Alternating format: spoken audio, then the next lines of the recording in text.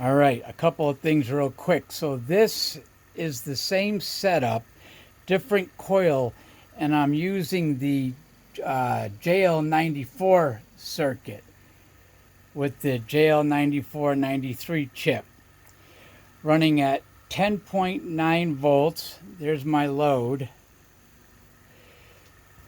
So I love this circuit. It's my new favorite circuit because I have to start it off at a higher voltage, but I can drop it down to like, I don't know, 6, 7 volts. Like right now it's 7.4 volts.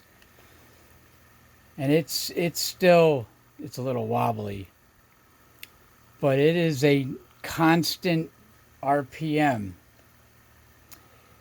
Let me turn it back up. So I know Sky said this circuit likes 12 volts. And so that's 12.4 volts, which really makes this rotor fly. Has me a little bit on the nervous side, even though I believe it is seated properly. So I want to try this guy with the circuit, but I don't know that I have enough wire on here, and I don't know how the JL94 circuit works with an iron core.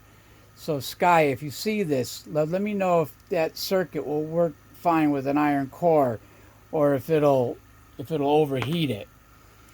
So anyway, some other things I want to show you.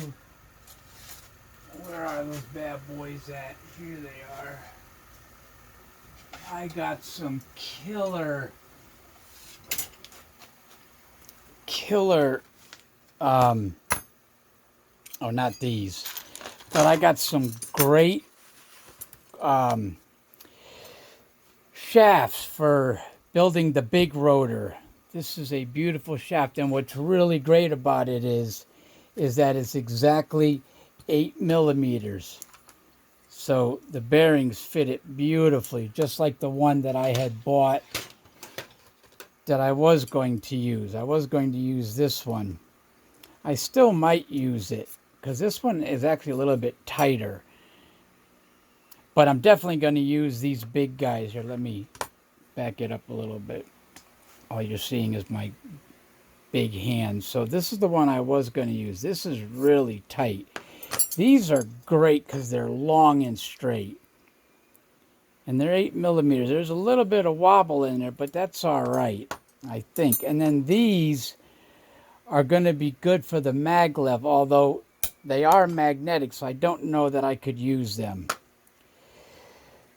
The maglev rotor, if you guys remember, I used aluminum.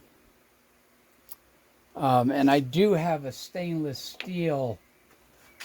I do have some stainless steel shafts that are not magnetic at all that I can use to build new